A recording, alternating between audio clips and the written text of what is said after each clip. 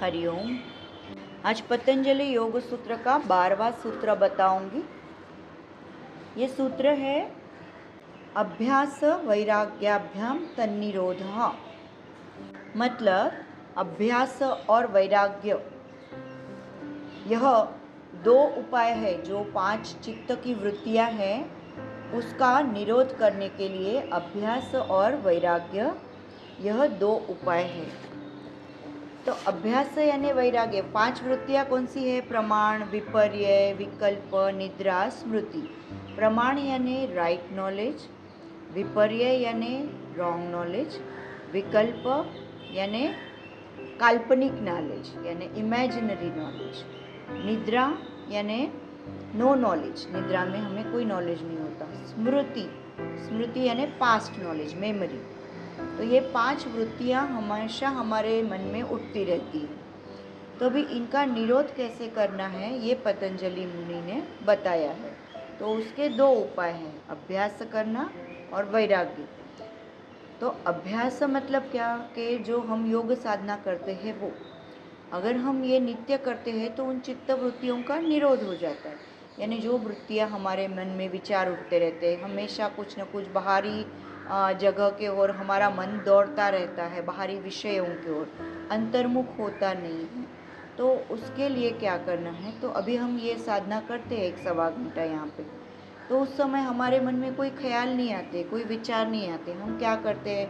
सिर्फ आंखें बंद करके प्राण धारणा करते हैं।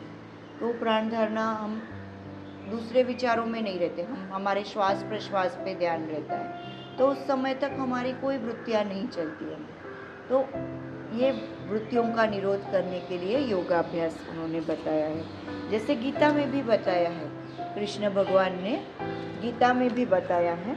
उसमें क्या श्लोक दिया है कि 6ठा जो अध्याय है उसमें 35वां श्लोक बताया है, असंशय महाबाहो मनो दुर्निग्रहं चलम अभ्यासेन तु कौन्तेय वैराग्येण च गृह्यते।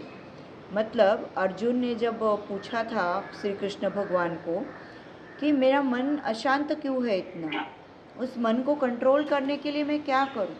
तभी कृष्ण भगवान ने भी बताया कि अभ्यास और वैराग्य ये 2 ही उपाय है मन को कंट्रोल करने के लिए। तो सतत अभ्यास और वैराग्य, और जैसे कॉइन रहता है उसके 2 साइड्स रहती है, तो उसी तरह से ये अभ्यास और वैराग्य दोनों साथ साथ में चलते हैं। आप अभ्यास भी करोगे और वैराग्य भी रखोगे, दोनों साथ साथ में रखोगे तो वो आपको मतलब चित्तवृत्ति का निरोध कर सकते हैं।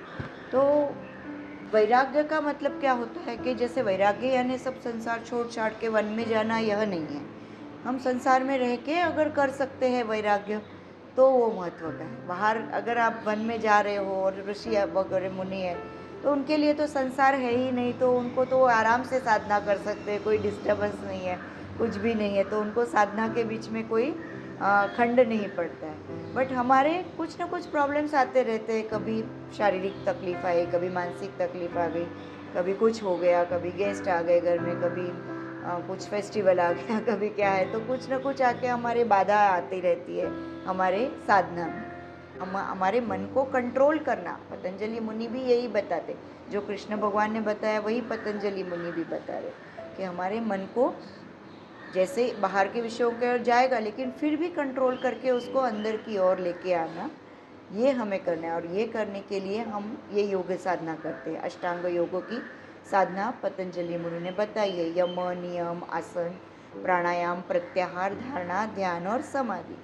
तो इन 8 अंगों से हम आगे की ओर बढ़ सकते हैं। तो सतत अभ्यास और वैराग्य रखना ये उन्होंने बताया है।